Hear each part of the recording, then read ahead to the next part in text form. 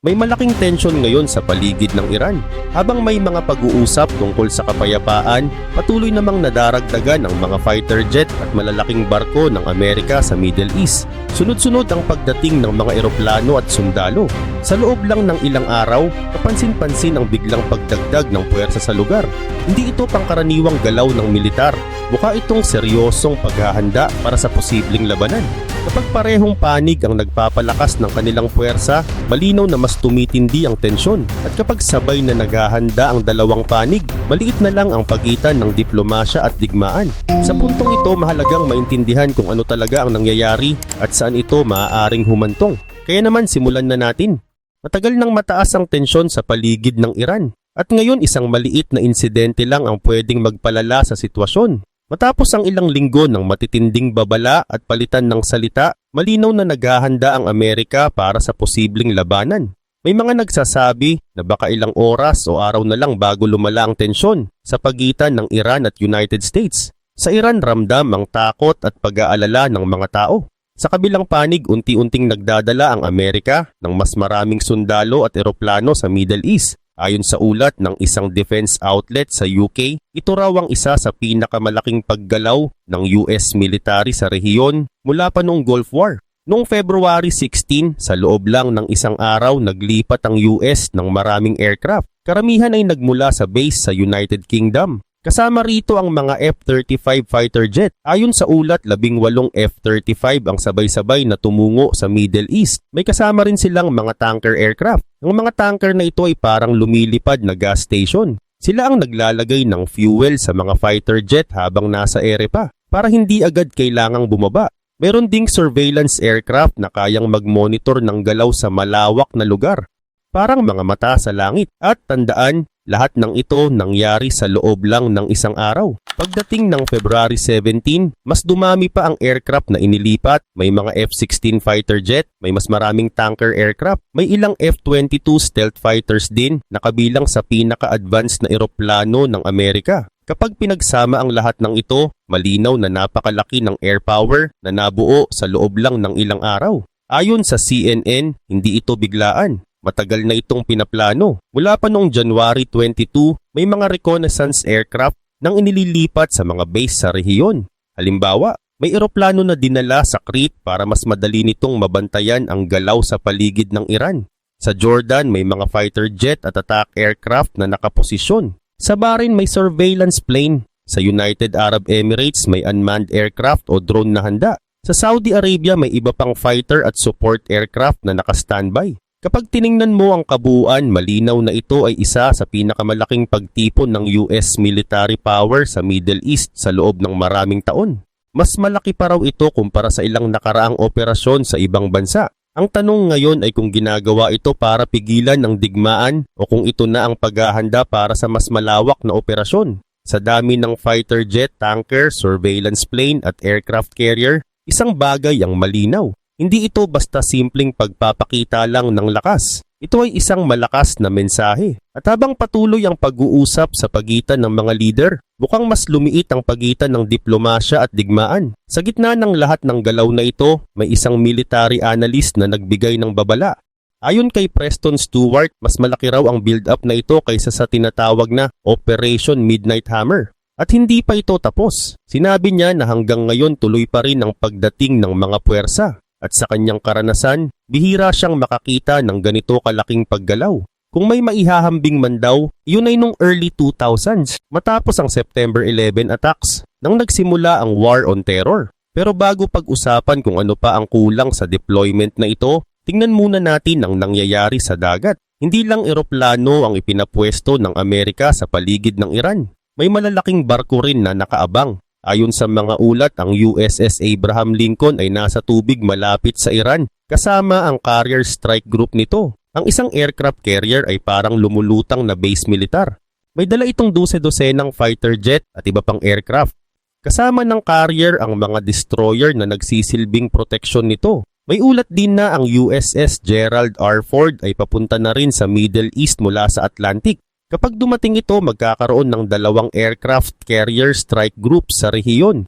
Sa deck ng mga carrier na ito may iba't ibang klase ng fighter jet, electronic warfare aircraft, surveillance plane at helicopters. Bukod sa mga carrier may mga destroyer din na nakaposisyon sa Red Sea, Persian Gulf at Strait of Hormuz. Ang Strait of Hormuz ay isang mahalagang daanan ng mga barko ng langis sa buong mundo. Kapag pinagsama mo ang lahat ng ito, fighter jets, surveillance aircraft, destroyers at dalawang aircraft carrier, hindi na ito simpleng pagpapakita lang ng lakas. Mukha itong seryosong paghahanda. Pero may isang mahalagang bagay na kapansin-pansin. Ayon kay Stewart, kung ihahambing ito sa 2003 invasion of Iraq, may kulang.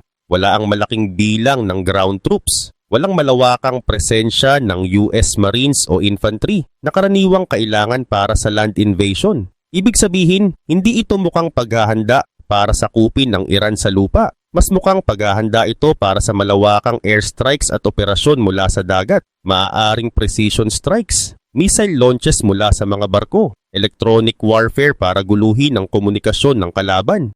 Isang high-intensity conflict na pwedeng mangyari nang hindi nagpapadala ng libu-libong sundalo sa lupa. Hindi malinaw kung ito ay para pigilan ang digmaan o kung ito na ang simula ng mas malawak na labanan sa himpapawid at karagatan. Isang bagay ang malinaw. Kapag may dalawang aircraft carrier sa paligid mo, may dose-dosenang fighter jets sa ere at may mga destroyer na nakaabang sa mahalagang daanan ng dagat. Hindi iyon basta simpleng mensahe. Isa iyong malinaw na babala. Hindi na bago ang desisyon ng Amerika na iwasan ang pagpapadala ng maraming sundalo sa lupa ng Iran. Kahit malakas ang mga banta at malaki ang paglipat ng mga eroplano at barko, matagal nang sinasabi ng Washington na ayaw nila ng boots on the ground. Noong summer ng 2025, nang ilunsad ang tinatawag na Operation Midnight Hammer laban sa ilang nuclear facility ng Iran, nilinaw ng mga opisyal ng US ang kanilang layunin. Ayon kay J.D. Vance, na noon ay Vice President, ang target ng Amerika ay ang nuclear program ng Iran, hindi ang buong bansa. Sinabi rin niya na wala silang planong magpadala ng ground troops sa Iran. Sa halip, gumamit sila ng airstrikes para magbigay ng pressure at itulak ang pag-uusap tungkol sa nuclear issue. Ngayon may mga pag-uusap pa ring nangyayari at may epekto ito sa laki at bilis ng military build-up. Inulit din ang parehong mensahe ng Secretary of State na si Mike Pompeo sa isang pagtitipon ng mga Iranian na nakatira sa ibang bansa. Ayon sa kanya, ang pagbabago sa Iran ay hindi nangangailangan ng paglalagay ng mga sundalong Amerikano sa lupa. Walang ground invasion sa ngayon. Pero may tanong pa rin. Ang isa pang posibilidad ay kung hindi sapat ang airstrikes upang maabot ang layunin. Kung hindi mawasak ang command structure ng Iran mula sa himpapawid at tumagal ang laban, posible bang magbago ang desisyon? Dahil kung masangkot ang Amerika sa isang mahabang digmaan sa Iran, yun mismo ang sitwasyong matagal na nitong iniiwasan. Samantala, hindi rin tahimik ang Iran. Naghahanda rin sila. Ayon sa mga ulat, pinapalakas ng Iran ang depensa nito habang inaasahan ang posibleng air campaign ng US. Ang ilang nuclear facilities na tinamaan noong 2025 ay pinapatibay muli. Binabalutan ng makapal na concrete at tinatambakan ng lupa para mas mahirap pasukin ng mga bunker-busting bombs. Isang halimbawa, ang isang pasilidad malapit sa Tehran na nilagyan ng makapal na proteksyon para mas tumagal laban sa airstrikes. Sa kabilang banda, naghahanda rin ng Iran kung sakaling may counterattack. May mga ulat na inililipat nila ang mga puwersa sa iba't ibang lugar para hindi madaling maparalisa ang buong military chain kung may tamaan mang commander. Ang naval units ng Islamic Revolutionary Guard Corps ay nakadeploy din sa Strait of Hormuz. Ang lugar na ito ay mahalaga dahil dito dumadaan ang malaking bahagi ng oil shipments sa mundo. Hindi malinaw kung kaya ba nilang direktang harapin ng mga US carrier at destroyer. Pero may isa pang mahalagang detalye. Tinatayang may libu-libong ballistic missiles ang Iran. Kung bumagsak ang nuclear talks, may kakayahan silang maglunsad ng malawakang missile strikes laban sa mga US base sa rehiyon o sa mga kaalyado nito. Kaya habang umiikot ang mga fighter jet ng Amerika at nakaabang ang mga aircraft carrier sa dagat, may sarili ring plano ang Tehran. Parehong panig ang naghahanda. Ang US para sa mabilis at matinding air campaign. Ang Iran para sa depensa at posibleng ganting atake. Manipis na lang ang pagitan ng pag-uusap at digmaan.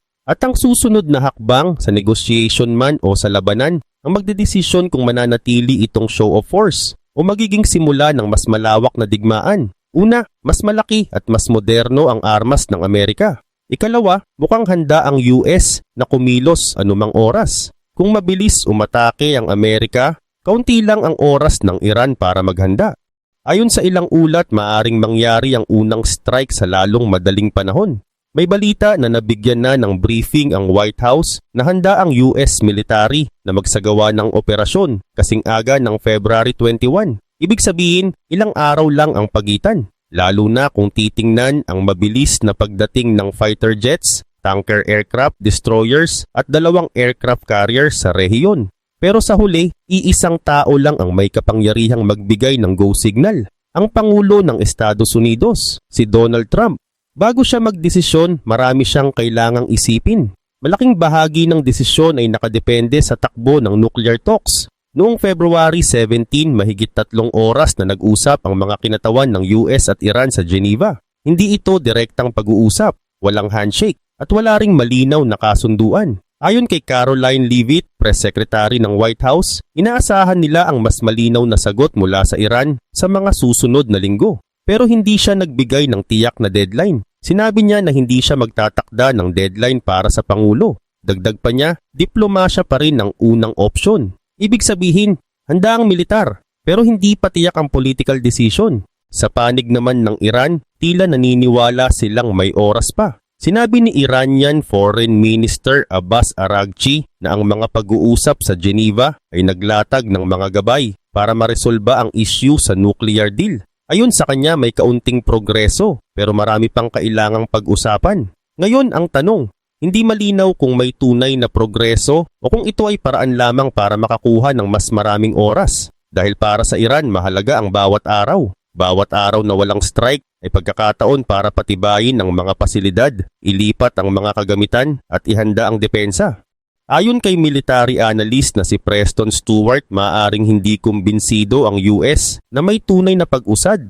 Sinabi niya na kapag parehong panig ay nagsabing magpapatuloy ang pag-uusap, madalas ibig sabihin nito ay wala pang malinaw na resulta. Dagdag pa niya, kapag tiningnan ang mga hinihingi ng Amerika at ang mga bagay na ayaw pag-usapan ng Iran, mahirap makakita ng mabilis na kasunduan. Kung tama ito, ang malaking paghahandang militar ngayon ay maaaring magbukas ng mas malaking laban. Ang tanong ngayon ay kung gaano kalapit ang posibilidad ng aksyon. Nakadepende iyon sa isang bagay.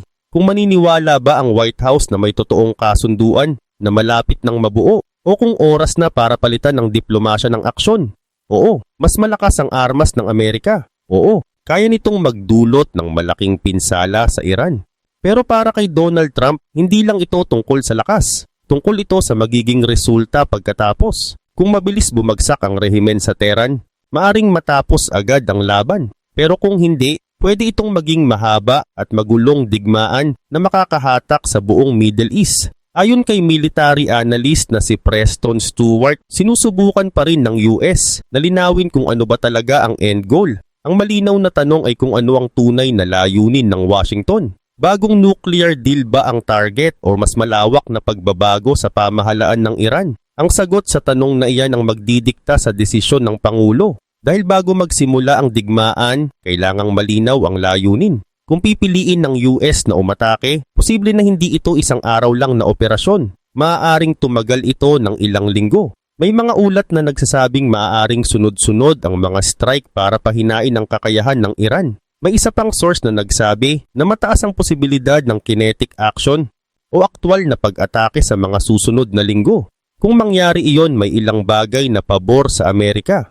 Isa na rito ang suporta ng Israel. Ayon sa mga ulat, nakahanay si Benjamin Netanyahu sa US pagdating sa mas matinding pressure laban sa Iran. May mga pahayag din na nagsasabing hindi naniniwala ang Israel na magiging epektibo ang isang bagong nuclear deal. Ibig sabihin kung sakaling may aksyon, hindi mag-isa ang Amerika. May kaalyado ito sa rehiyon. May mga analyst din na nagsasabing nasa mas mahinang kalagayan ngayon ang rehimen ng Iran kumpara sa nakaraang mga dekada. May mga protesta sa loob ng bansa. May pressure sa ekonomiya. Para sa ilan, maaaring ito na ang pagkakataon para sa malaking pagbabago. May isa ring moral argument.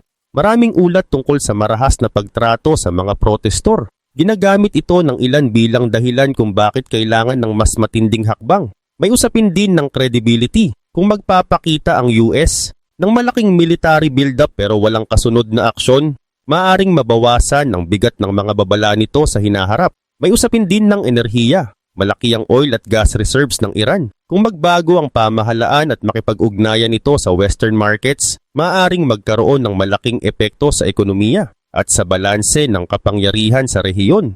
Sa unang tingin, parang maraming dahilan para umatake. Pero hindi ito ganoon kasimple. May malaking panganib kung hindi agad magtagumpay. Kung hindi agad bumigay ang Iran, kung hindi masira ang command structure, kung tumagal ang labanan, maaring lumawak ang digmaan, maaring maapektuhan ang oil routes sa rehiyon, maaring madamay ang ibang bansa, maaring tumaas ang presyo ng enerhiya sa buong mundo. At higit sa lahat, maaring maipit ang Amerika sa isang conflict na mahirap tapusin. Kaya ngayon nasa harap ni Trump ang isang mabigat na desisyon. Sa isang panig may oportunidad, sa kabilang panig may malaking panganib. Ang susunod na hakbang ay hindi lang makakaapekto sa relasyon ng US at Iran. Maaari nitong baguhin ang direksyon ng buong rehiyon at posibleng ng mundo. Kung hindi makamit ng Amerika ang mabilis at malinaw na panalo gamit ang air at naval power nito, may posibilidad na humaba ang digmaan. At kapag humaba ito, maaring maging mas mahirap kontrolin. May kakayahan ng Iran na pahabain ang laban, lalo na kung gagamit ito ng tinatawag na asymmetric strategy. Ibig sabihin hindi sila haharap sa Amerika sa tradisyonal na paraan. Sa halip, maaari silang gumamit ng drone attacks, missile strikes, at palakasin ng depensa ng mga mahalagang pasilidad. Kung ang tunay na layunin ng US ay regime change at hindi lang mas mahigpit na nuclear deal, mas magiging komplikado ang sitwasyon. Kapag naramdaman ng mga leader ng Iran na ito ay laban para sa kanilang pananatili sa kapangyarihan, mas malamang na ituring nila ito bilang laban para sa kanilang kaligtasan. At kapag survival ang usapan, mas agresibo ang tugon. Mas mabilis silang gagalaw. Mas malawak ang magiging sagot nila. Kapag nangyari iyon, mas hahaba ang digmaan. Hindi lang Amerika at Iran ang nakatingin sa sitwasyon. May mga bansang tulad ng Oman, Qatar, Egypt, Saudi Arabia at Turkey na nananawagan ng diplomasya. Babala nila, kapag lumala ang laban, maaaring maapektuhan ang buong Middle East. Para kay Trump, hindi lang usapin ng foreign policy ito. May epekto rin ito sa politika sa loob ng Amerika. Isang bagay ang maglunsad ng airstrikes. Ibang usapan ang maipit sa isang matagal na digmaan na maaaring magpilit sa US na magpadala ng ground troops kahit ayaw nito. Maaaring ito ang dahilan kung bakit hanggang ngayon ay wala pang malinaw na utos na umatake. Sa ngayon mukhang higit na ito sa simpleng show of force. Pero hindi pa ito tuluyang naging bukas na digmaan. May pag-asa pa na ang nuclear talks ang magpapalamig sa sitwasyon. Pero kung mabigo ang diplomasya, maaring magbago ang lahat. May mga ulat na handa ang US na kumilos sa lalong madaling panahon kung hindi magtagumpay ang pag-uusap. Hindi malinaw kung aatras ang Iran o kung sapat na ang oras na nakuha nila para maghanda sa mas mahabang laban. May isa pang leader na tiyak na nakamasid sa lahat ng ito, si Vladimir Putin ng Russia. Dahil kung bumagsak ang rehimen sa Iran, malaking epekto yon sa impluensya ng Russia sa Middle East. Kung mawala ang Iran bilang kaalyado, maaring humina ang posisyon ng Moscow sa rehiyon. At kapag nagbago ang balanse ng kapangyarihan, hindi lang Iran ang maaapektuhan. Maaring magbago ang direksyon ng mas malaking geopolitical picture. Sa ngayon, nakasabit ang lahat sa pagitan ng diplomasya at digmaan. Isang maling hakbang lang. At maaaring magsimula ang isang laban na mahirap tapusin. Sa puntong ito, nakaposisyon na ang mga eroplano, barko at misil ng Amerika sa iba't ibang bahagi ng rehiyon. Hindi ito maliit na deployment. Isa itong malinaw na paghahanda sakaling magbago ang sitwasyon anumang oras. May mga aircraft carrier sa dagat, may mga fighter jet na kayang lumipad sa loob ng ilang minuto. May mga missile system na naka-standby. Kumpleto ang mga puwersa kung sakaling ibigay ang utos. Pero kahit kumpleto ang paghahanda, hindi pa rin sigurado kung gagamitin ito. Ang hindi pa malinaw ay kung sino ang unang gagalaw. Magpapatuloy ba ang negosasyon hanggang may konkretong kasunduan? O darating ang punto na sasabihin ng isang panig na sapat na ang pag-uusap? Isang maling basa lang sa kilos ng kabilang panig. Isang maling kalkulasyon sa intensyon. Isang maling desisyon sa tamang timing. At maaaring magsimula ang unang strike. Kapag may unang missile na lumipad, mahirap na itong bawiin. Kapag may unang base na tinamaan, mabilis ang magiging sagot. At kapag nagsimula ang gantihan, mas mahirap itong kontrolin. Hindi lang ito magiging usapin ng dalawang bansa. Maaaring madamay ang mga base ng US sa Iraq at Syria. Maaaring maapektuhan ang oil routes sa Persian Gulf. Maaaring tumaas ang presyo ng enerhiya sa buong mundo. At kapag tumaas ang presyo ng langis, ramdam iyon ng mga ordinaryong tao sa pang-araw-araw na buhay.